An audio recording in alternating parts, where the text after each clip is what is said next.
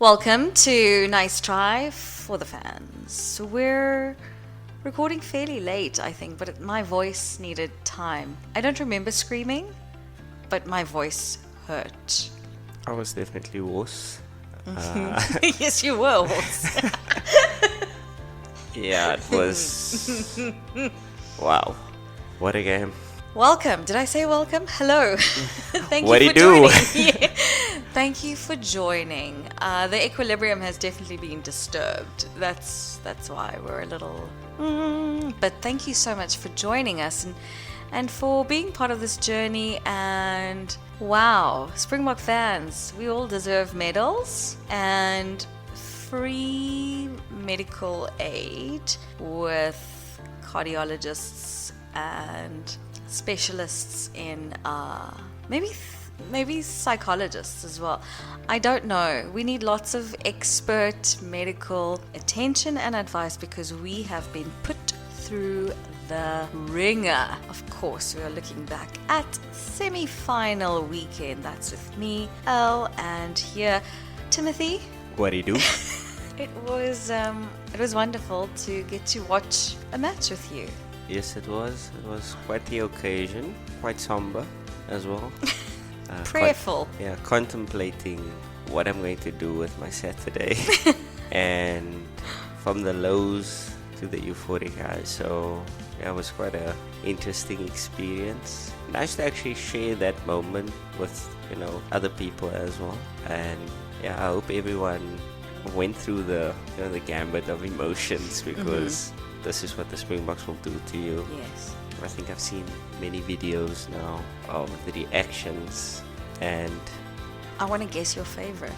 I saw one today with a guy lifting a couch. I knew it! And then there was one where a guy jumped into a pool. Yeah. And then a whole bunch where people are just dancing to Nkalagata. Yeah. So, yeah. I knew when I saw that guy lifting that couch, I was like, this is Timothy.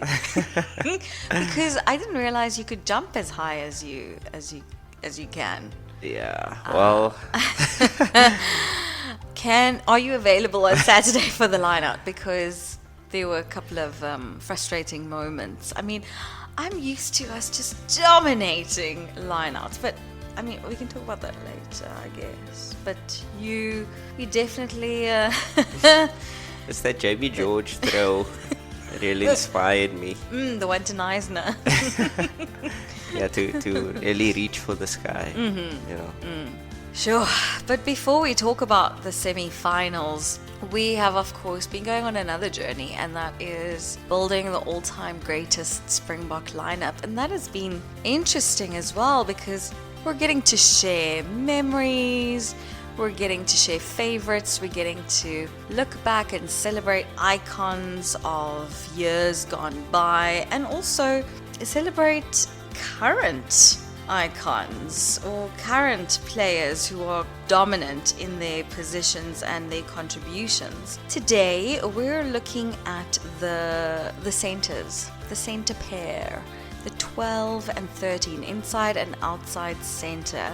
Half of this combo is the playmaker, and the other one is, as far as I've always understood, they organize the defense. But that's because I grew up as a rugby fan with the likes of Devet Barry and Jacques Fourie, and those guys organized the defense, and so I've always understood that to be the role of that outside center. And then alongside those players, of course, Jacques Fourie played with Jean de Villiers, who I remember the first time I saw Jean de Villiers or paid attention to Jean de Villiers, he wasn't a center, he was a wing.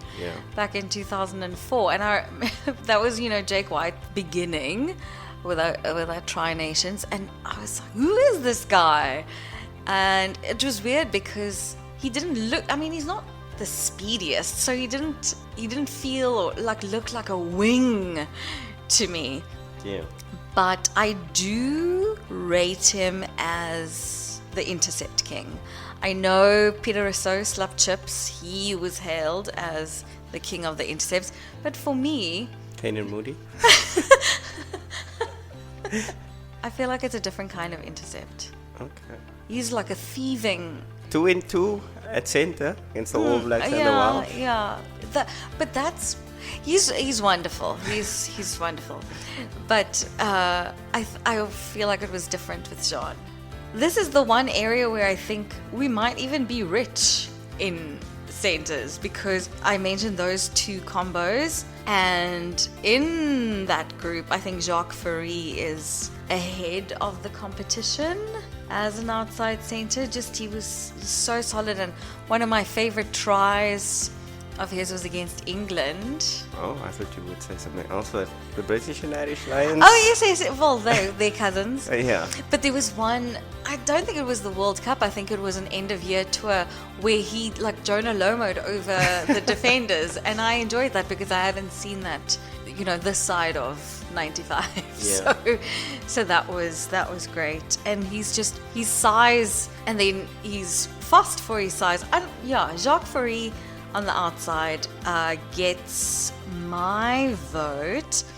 And yes, he combined well with Jean de Villiers, but I'm unpopular opinion. I'm not going for him as the best. Oh, okay. So you're obviously sticking with Kanan. Oh no, sorry, Andre Estes. No. I think for me, people, there's some names that are mentioned in certain sporting contexts where you just have to. It's sort of something that you have to do as a rite of passage if you want to talk about history. Oh. So you have someone like Pele, Maradona, and I've never seen a minute of these people outside of obviously highlights. Oh. And so one of those names is someone like Dani Gerber. Absolutely. And from what I can see and what I've read and what I've heard, this man was unstoppable. Oh yes.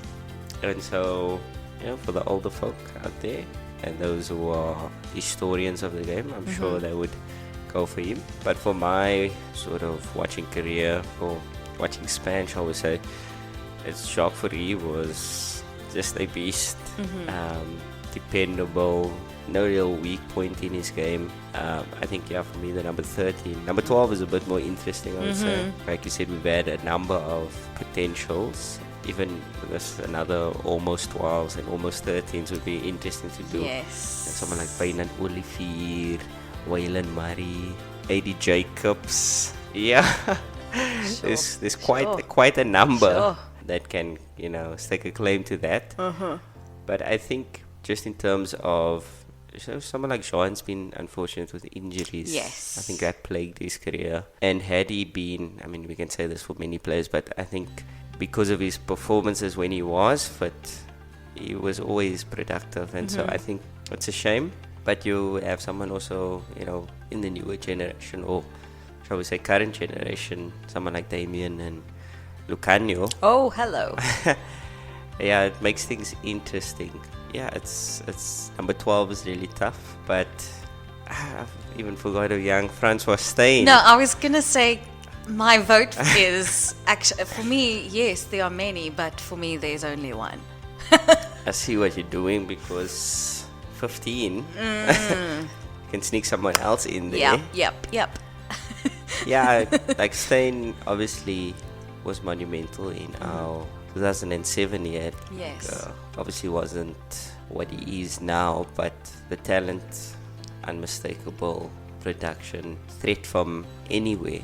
And he was complete as well. Size, speed, he had it all. Also someone that had a career that could have been lengthier, had there not been contractual difficulties. So I think, I wouldn't, if I had to place my definitive stamp, I would probably say Jean. And this is just because of how many games I've watched, and then Jacques Fourie definitely. And they were amazing together. Yeah, it's just, if the current centre pairing go on to win this World Cup, I think they'll have a really strong claim. Yes. But for some reason the narrative isn't as ironclad around them. Because there's still people speculating that Kanan should start and Andre Estes, and they don't own the jersey. Yeah, and at least from a attacking point of view, I don't think they have the same firepower. Defensively, they're right up there, but I think you want game changers. I think you'd have to go for Jean and Jacques. So those are ours. 13 is clear, Jacques Fourie. And then we're playing with Jean de Villiers, France Dane in 12. We're also celebrating Dani Gerber. When you described France now with size and speed and just complete, that was Dani. That was Dani Gerber. I've only been able to watch tribute videos and things like that. I haven't seen him in a full, context, but he was something special. And someone, if we're looking at almosts, man, I had big dreams for Jan Stadfontein. Wow. And those dreams were based on the fact that he often looked like Dani Gerber. The way he moved and the way he broke lines, the way he ran, just even his hair sometimes. He looked like Dani Gerber, and I thought, oh, this is it. We're getting it. This is going to be historical, but sadly not. We would, of course, love to hear from you. Is there a single center, a standout, like a Dani Gerber, or are you looking at combinations like Jean de Villiers and Jacques Fourie? Maybe you're even thinking about Marius Hubert and De Wet Barry and the combination that they created. I mean, look at that 2004 Tri-Nations. They were at the center of the magic. Oh, no pun intended. Hey! So we'd love to hear from you. Also, what are your thoughts on our current center pair? Because, like we said, they haven't owned or taken ownership or dominated that jersey. They're exceptional. Damien Delendi is one of the players of this tournament. JC has risen to the occasion. Sadly, Lucanio, injury took him out. But then look at Kanan and Andre rising to the occasion against the All Blacks during that Twickenham match. So we are very privileged. We're in a privileged position to have such tremendous talent in this area. So we'd love to hear your thoughts as well. And just on that, for the wings, the winning combo on my online poll was Habana and Cheslin. Oh, wow. Okay. That's definitely, Cheslin definitely got the recency bias. Yes. But yes. I wouldn't complain too much about that. Yeah. So the people spoke. Sorry, I can't hold it against anyone. To look at the future there's a couple of really talented centers. Sasha. Yes, Tout Dog Sasha. Ethan Luca looked really good in the under 20 team. He's got that sort of physicality that we look for in an inside center. Yeah. And then you've got someone like Henku van Beek. Unfortunately, had a season-ending injury last URC, but he's on the mend, and he's also someone that I think might be knocking on the Springbok door. So that conveyor belt is not stopping anytime soon. It's going to be interesting to see how it goes with Caden just taking his claim there. So we've got a really promising crop of centers coming up. Here we come, 2027. We've got our eyes on that already. We're just, the work never ends. Before we head over to Paris and look at this past weekend, semi-final weekend, the URC and, everything domestic rugby is firing. And Finn Russell... Great try assist. I saw Finn that. Russell was a hero, and I thought that we would mention it for you, Timothy. He was described as the Scottish magician. But it was a really, really smart play. It just seems like he's on another level, and I'm happy to see him shine. because obviously he was dusted off in the World Cup. Yeah. But yeah, the URC is back. A couple of interesting matches.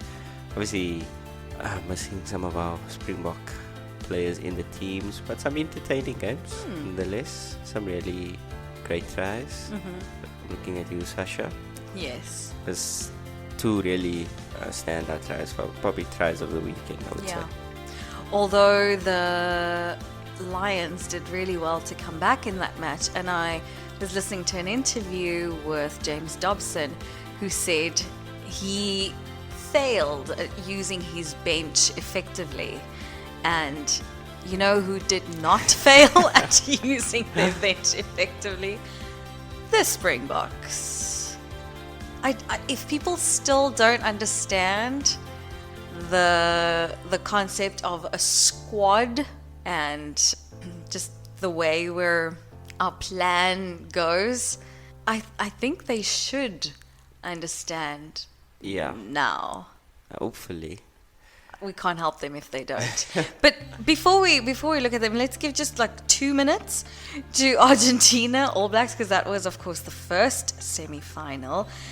We knew, but we still hoped. That's on us. I didn't know. I'm just saying that. I said I don't know what to do with this team. I think we should give them 2 minutes, because that is the amount of effort, or at least the length of time that they were actually in that game. Sorry, no. Let's give them 5, because that's how long they played against 14 men when they didn't have to. That's just shocking. Okay, there were a few calls that didn't go their way, but still, I don't think that would have. That wasn't not game changing. Yeah, that was not going to change the tide. But I mean, the All Blacks looked flawless. I don't think they made an error. They jogged, though. It was crazy. Just practice.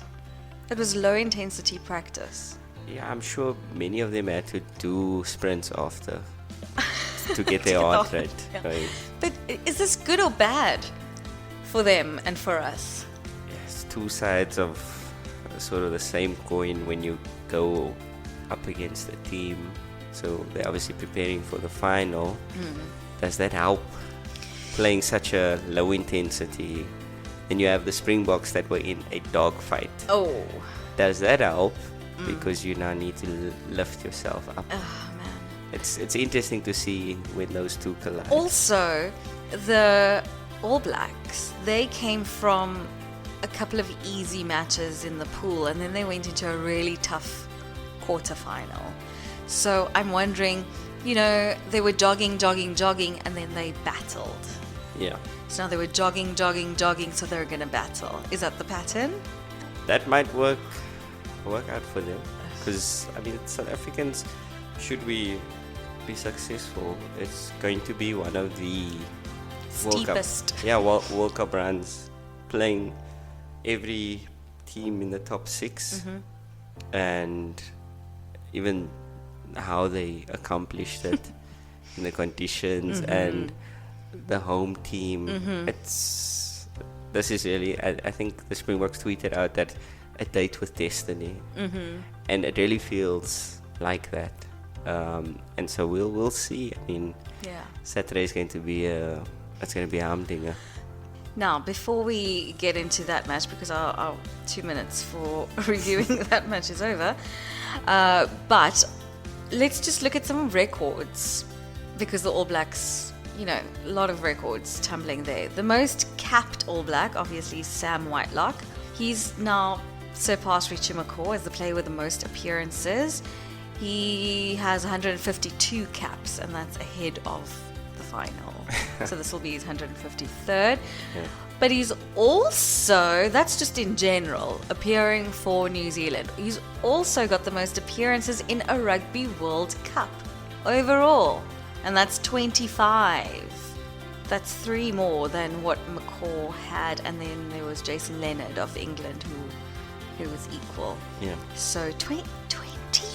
I mean, he's carrying it, you can see. But wow. Not just that though. Out of the 25, he's won 23 Rugby World Cup matches. That's crazy. And then just another record, and sorry. Will Jordan, obviously with all of that going on against Argentina, he scored his 8th try in this tournament, and now he's level with Jonah Lomo, and Brian Abana, and Julian Sevilla. Yeah. So that record could be broken, but finals and with the weather coming, it might not be a try fest. So maybe they'll stay on 8. Funny that you should say that. Have you heard Jock's comments that it's going to be 30? We need to score 30 plus points to win this World Cup final. He said the way the All Blacks are playing, if you don't score 30, you're not going to win, because they will probably score 20 plus. So you need to score. You need to get ready to score 30. Okay. I thought he was saying that there's gonna be a shootout. Oh. But with the weather predicted already, I don't. Yeah, I don't. Even the practices, it's raining. It's raining. Yeah, I saw the pictures. I just don't think that, like, South Africa, for all their struggles against England, did not concede a single line break, and that's not been done by any team at this World Cup. Obviously, England weren't playing with that in mind, but I still think South Africa's hands down one of the best defenses in the world. So it'll be interesting to see how the All Blacks approach it, because obviously they're flying high, scoring and playing some free-flowing rugby, but World Cup's on scoring the most, scoring tries at least, at scoring points. And obviously they do have really capable kickers in Jordi and Richie Mo'unga, but I think the weather's always a particular equalizer. Yes. And the Springboks do at least have forwards that can exert their authority. So it'll be interesting to see how it goes. And I'm looking forward to it. Also, Argentina missed 50 tackles. I thought that was the attempt. 50.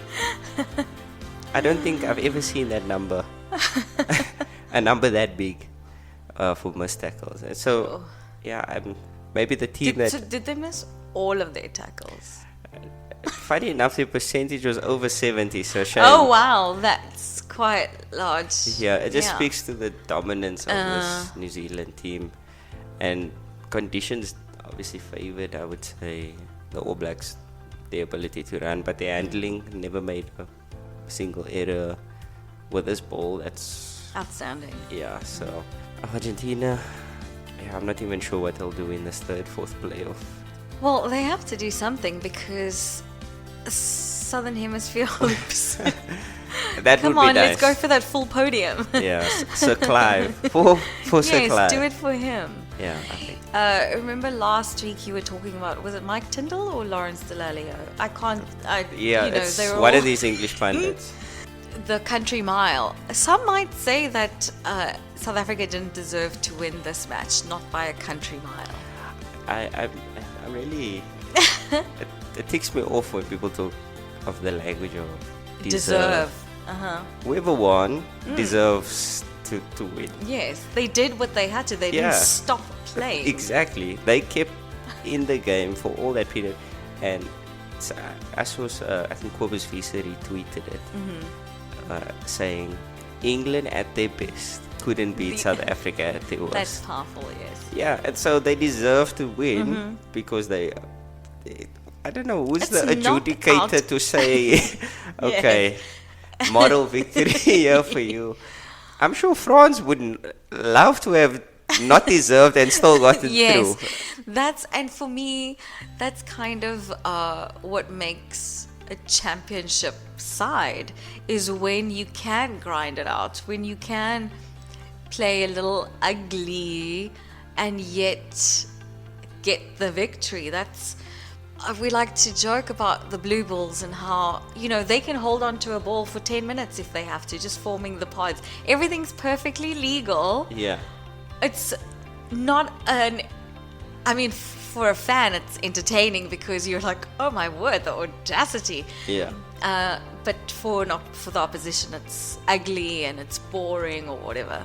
But It wins the match. It does the job. It ticks the box. Yeah, and I think that's where we have to really. What is the point? The point is to win the game. Yeah. Was it? Let me quote the Peter great de poet, Villiers Award. Jay-Z. Oh. Moral victories are for minor league coaches. Oh. I'm not going to finish the rest of that Okay. lyric, but really, when you get to the big stage, no one is going to say, 2023 South Africa world champs, but they shouldn't have been there. Yeah. Nkalakata is going to be playing. Yeah. And fair play to South Africa. I don't know why we aren't giving credit. We never really had any English pressure to deal with. England were waiting for South Africa to not execute. And so from Yes. that perspective, you can say fair play to England. Yeah. And had they come through with a victory, they deserve to win. That's just I've got a bit on my soapbox there. Yeah. But No, but had they, because, they brought George Ford on in the last minute yeah. and it was a little too late. Had they planned or prepared for something, I imagine they brought him on for that last minute drop goal or something like that. Yeah. But had they been adequately prepared, or had they not stopped playing in the 70th minute Definitely. and brought him on or done something else Yeah. to properly seal it, you always got to say, you got to score twice, you got to score twice, you got to score twice. Yeah. You can't, with a 4-point buffer, And then expect we deserve this. No. I mean, seal it. We've made that mistake before. We've cried those tears before, 100%. mainly against New Zealand, because they play to the 85th minute. So we know, we've been on the other end. as a Blue Bull fan, Hey, Brana Banner 2007. The people were celebrating. I was watching that with Sharks fans. Yes. The people were celebrating. yeah, don't Don't. count your chickens. There's a reason why that saying exists. They're like, wait, what? Huh? What happened? Exactly. Yeah. Yeah, no, I fully agree. And it feels sucky. It doesn't feel great. It's one of the worst feelings if you think you have got it all sewn up, but you need to seal the deal. You need to close it.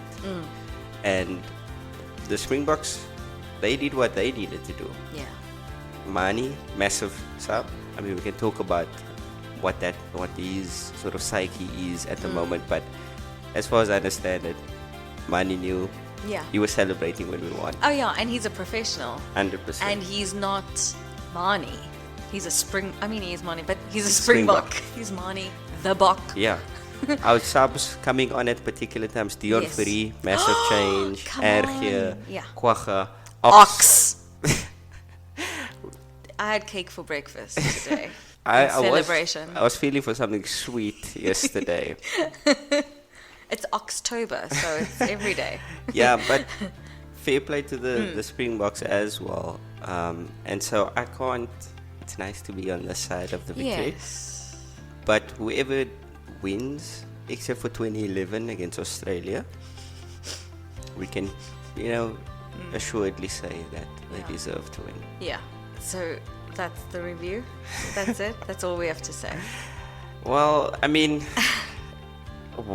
what more needs to be said? The game was, I think someone was chatting to a friend of mine, and he was talking about how South Africa look to be catching the ball, and it's a bit easier for the chasing team because they don't need to catch it; they just need to disrupt it. Yeah. Because he just showed us still.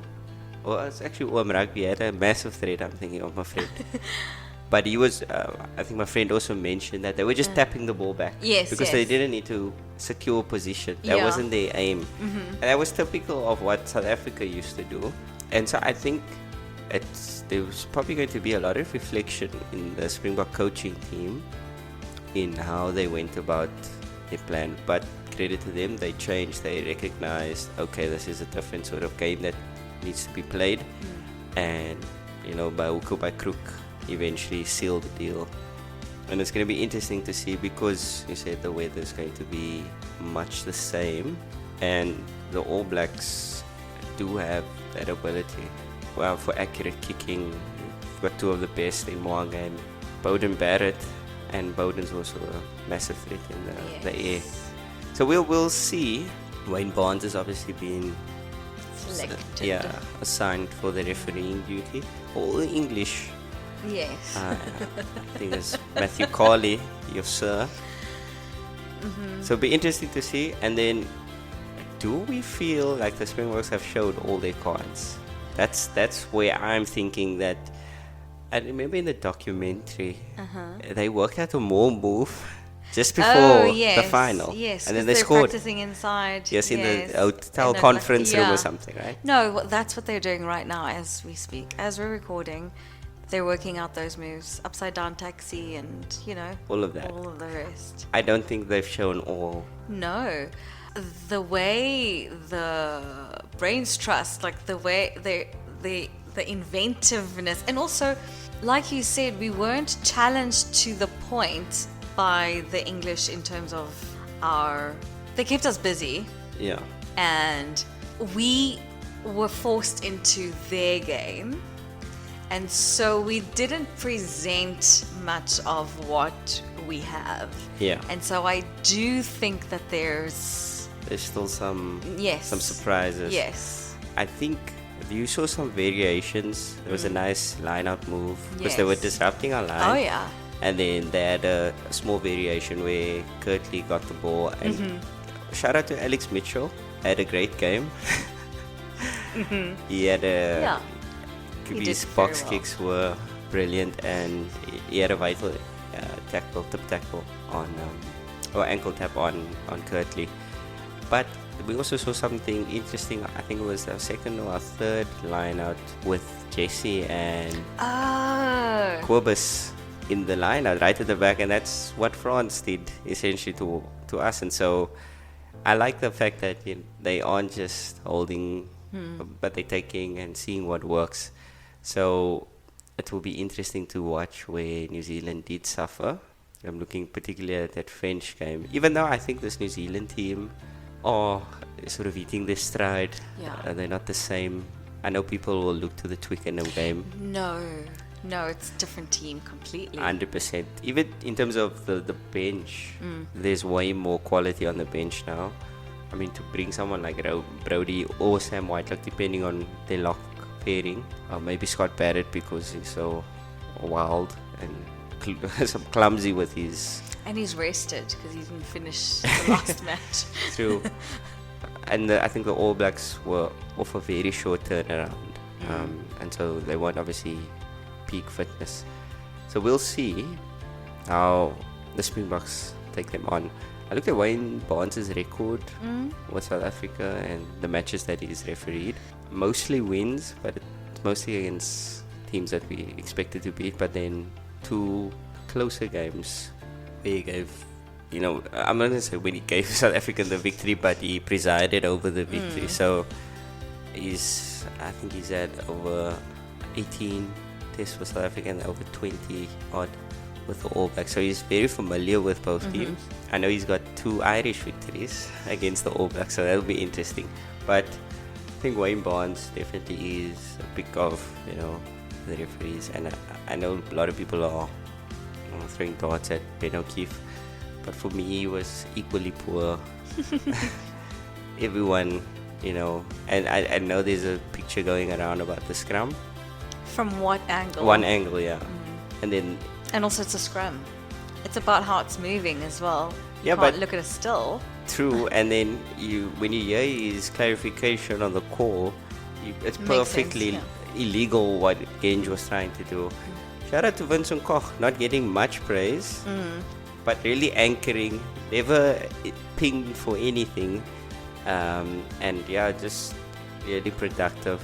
I mean, Ox is getting all the plaudits, but without Vincent there, so because the loose head is usually the one that's going to be exerting pressure, and Vincent is taking that pressure. He's going up against their Ox, shall we say, and not budging at all. So I think he had a really good game. Man of the match, obviously it was Andre, but I was just interested to hear your thoughts on any other standout performances. Peter Steph du Toit. is going to be my answer. I thought someone so... Most of the time my answer is going to be Peter Steph. But yes, Sos though is just like, I think I've mentioned this before, he's now gotten to the standard where him being excellent, giving a 10 out of 10 that is now the benchmark with him. He's something incredible, and he's just grown into this World Cup. And the two of them, it's not glamorous at all, and it's not, maybe you don't even notice, but they do so much, and it's to our benefit. They're incredible. Of course, Andre, nerves of steel, and presence, and all of those factored in, and I guess he scored the winning points because yes, scrum penalty, but scrum penalty means nothing if you don't put it through the posts. And so I understand them awarding him with that, but yeah, I thought Peter Steph and Franco Mostert, they're delivering every week. Doesn't matter what we're doing, they're delivering for me. Dion Fourie, as the subs, also had just in terms of uplifting the team morale, because it seemed like we believed we were going home. At a stage. Looking at the faces on the bench as well. Very anxious, very contemplative of, this is my career now, winding down. And Dion, lots of butt slaps and claps and come on boykies, and really, he had a great break. Would have been nice to see him get to try, but obviously Erkia did the job. Who was also outstanding. Andre's kick to the line to set up that line out, brilliant. And then Bongi as well. I think he had a up and down performance, but he stood up when it counted most. I mean, he's still in that scrum. He's throwing. Of course, there were some issues, but take that away, and very difficult to.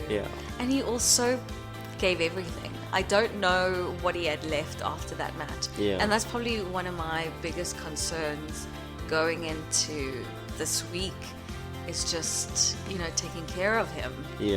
He was involved in a lot.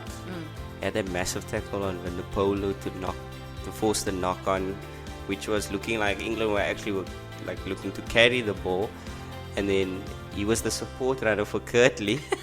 He was busting a gut, and so I think also massive clear out by him to set up Ergia. So small things.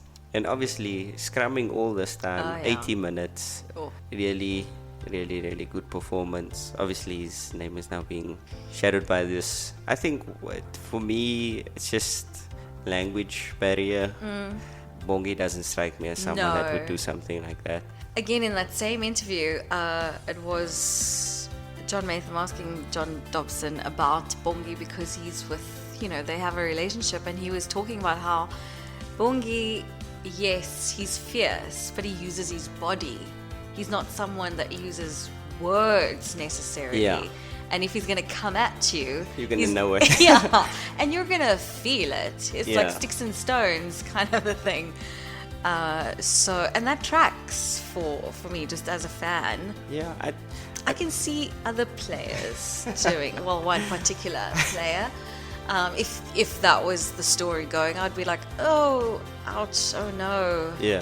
But with anyone else, just the way we've been carrying ourselves, I'm just, nah. I think it's just a massive misunderstanding. And look, the World Rugby is doing the investigation they need to.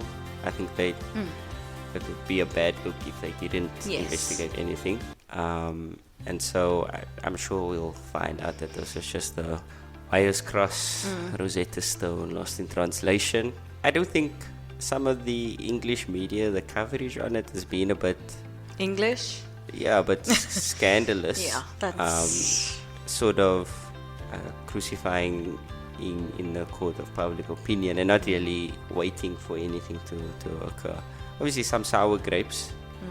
I think they genuinely thought I'm hearing a lot of deserve, so it is what it is. Yeah. I just hope that the boys don't get distracted by this. I mean, Rassi's not even followed the All Blacks, so you can see what mode we are in now.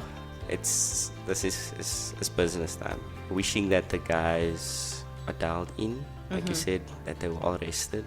This is what I think most Springbok fans have been waiting for. This is what we live for. The old rivals, eh? Yeah, we've been waiting for this for the longest time. Yeah. This is the final that the rugby world Is waiting for. Yes. Definitely. And it will be the outright champion. Yes. You know, before the World Cup began and we had that big clash we had with Ireland and France had with New Zealand, and with the opening match I said, whoever wins this is going to win the World Cup. And then we played Ireland, like, whoever wins this is going to win the World Cup. So both the winners of those matches are Lost, gone. yeah. So whoever loses... Yeah, so the losers of those two definitive matches are now playing against each other. I'm just thinking off the top of my head, I can't remember, because you cited Whitelock's Rugby World Cup record. I can't think that the All Blacks have ever won a World Cup losing a match. No, because it's only been done by South Africa. Yes, exactly. in 2019. Oops. We'll see. Yeah. We'll see. This is a different kind of World Cup, though. It Oh is. my. It is. But I think that is something that I think these guys, and surely these pictures are reaching them back in France, and they can see what it means. Do you know who the All Blacks are playing for? I'm sure they have their personal motivations. This is not just from the outside perspective. Being the best is not a great motivator. No, and especially when you've been Been there, the- done there, exactly. done that. So I think we've got the edge. And even Dan Carter in the post-match, he was talking about how, like, these Springboks, they play for their country. Like, he understands. Yeah, So they understand. exactly. So I think that's where it's going to matter, in these smaller moments, and hopefully they can channel that energy and it doesn't become a crutch. It hasn't seemed like it so far. And covering Sia's post-match comments on Coach Shark and how, because they asked him, what is his opinion of Coach and what is his experience been. And Sia spoke very glowingly about him, saying that he doesn't just care about you as a rugby player, he cares about you as a person. And like we said, that there's that personal, they really play for each other. Someone said they look like family. Yes. Like they really play as brothers. And I think, having the families there as well. We saw Sia's daughter was in tears. And one of many kids. Yes. So they one with the guys drinking sugar water. So the young boy. And also the legacy that this is going to leave for future Springboks. I think it's going to be... I'm always a believer that when you have a sort of seminal moment in sporting history, it goes on to inspire a generation that will look back to that. So 1995, 2004, it's 12 years, Yes. it works out. And so, I'm looking forward to the future Springboks that are getting inspired by these 1-point victories. Yes, because Brian Abana was at the 95 World Cup. Sia was in that tavern in 2007. Yeah. So who knows? We're going to get an all-time greatest next from this. And we'll probably have more than one, right? Oh, because yes. that 2019, 2023, that's a nice spell of dominance there for us. Yeah. That's our takes, and of course we welcome yours. Thank you so much for listening. Thank you for being a part of this. And this week, we're all in preparation. We're all getting ready because we fight as a nation. And I know that the hashtag and it's stronger together, but also, as we've seen, we find a way. South Africans have always made things work. I'm sure many will attest Yeah. to that, and our can-do nature. Oh yeah. So yeah, what a privilege to watch this unfold and to get behind the boys. And yeah, thank you for supporting us in various ways. We appreciate all the feedback and the comments and the engagement and the little laughs that we have along the way. We appreciate it. We will be back with our preview of the final later this week, so stay tuned for that. Until then, Timothy, always a pleasure. Cheerio. This is Nice Try for you.